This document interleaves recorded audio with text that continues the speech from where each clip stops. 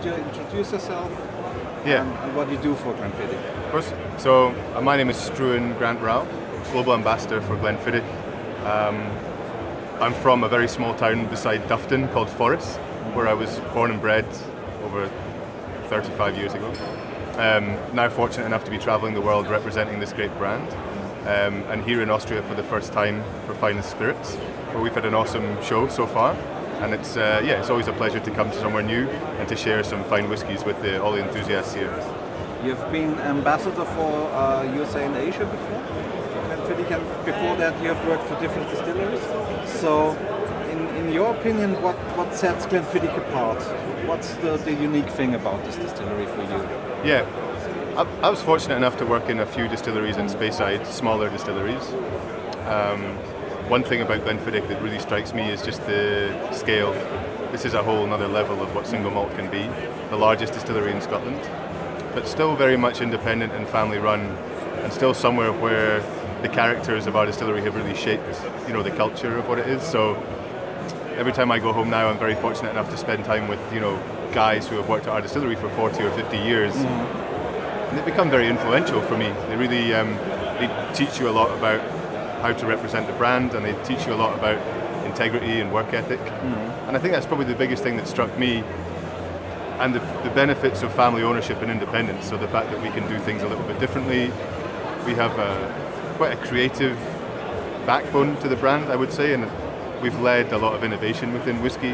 Obviously the two most recent examples, which I think you got a chance to try yesterday, are really just another example of how the Grant family has innovated through Glenfiddich, through Hendrick's Gin, through Balvenie, through Kininvie, Monkey Shoulder, but all starting with this one great distillery back in the 1880s, which is Glenfiddich. So most of us have started their career with whiskies with the Glenfiddich 12, because that was something that was on the shelf from your fathers and your grandfathers, and it's still in the core range. What makes it so special that it's still so around and it hasn't changed a lot, has it? Yeah. If you actually broke it down to what the liquid is like, Glenfiddich 12 is a very accessible style where if people are trying to get into single malts, and you said it perfectly, it's possibly the first one you try, or it will be among the first that you kind of experience, because it is everywhere from the hotel bar to the sports bar to the airport lounge. There's Glenfiddich 12, so it gives people an access point. It's predominantly American oak, small amount of Oloroso. New make style for Glenfiddich is quite sweet and delicate, so it works in terms of that balance. It's fairly accessible on the rocks, soda with a splash of water or neat. And I think for all those reasons, and the fact that we've been able to sort of tie up a lot of the world in terms of our distribution, we were a sort of a first mover for a lot of single malts where other ones have followed. So for many good reasons, it's the first whiskey that a lot of people taste.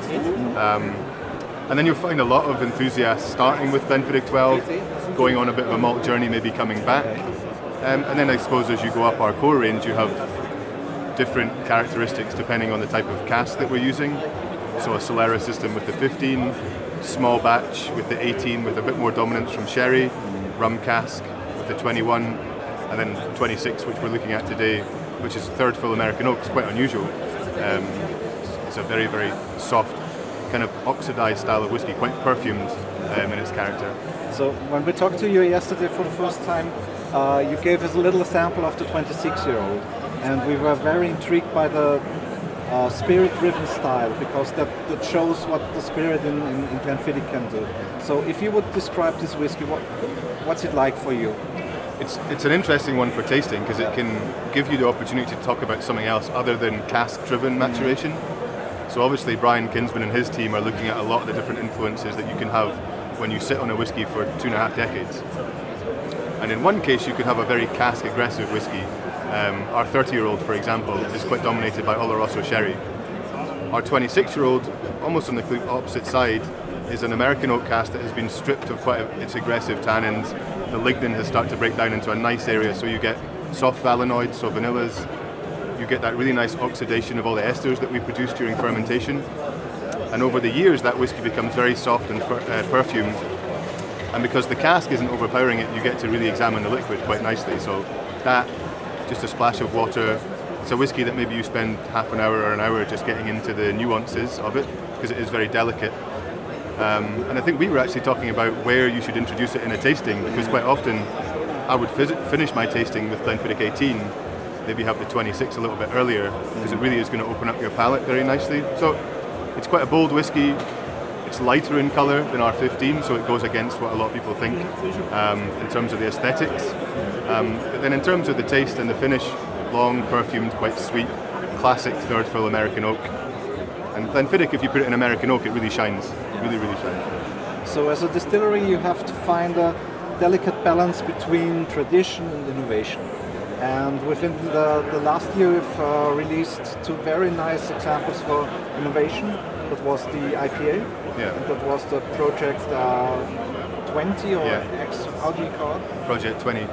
Project Kiss Kiss, as they call it in French. Is there anything else coming that way?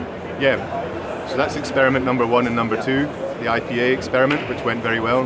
Project 20, which has been incredible for us as a team of ambassadors. Experiment number 3 is in cask right now.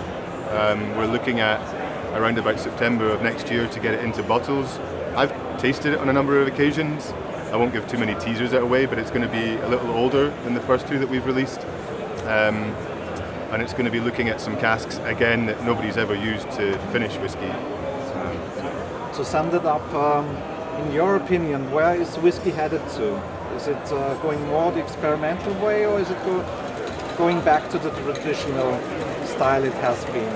What do you think? I'm sure you'll probably agree, whiskey is probably more complex now than it's ever been, and there are lots of elements of experimentations, but then there is still lots of room for tradition, and that's probably the beauty of the category right now. It's large and growing. We're welcoming a lot more people to the whiskey category, and I would like it to be a really nice mix of something like Glenfiddich 12, which is a classic, quite traditional whiskey, and I suppose the IPA experiment maybe gives you a good example of the 2 ways where whiskey is evolving. I think it should continue to do that. I think we welcome a lot of creative people into our world of whiskey, and it's good.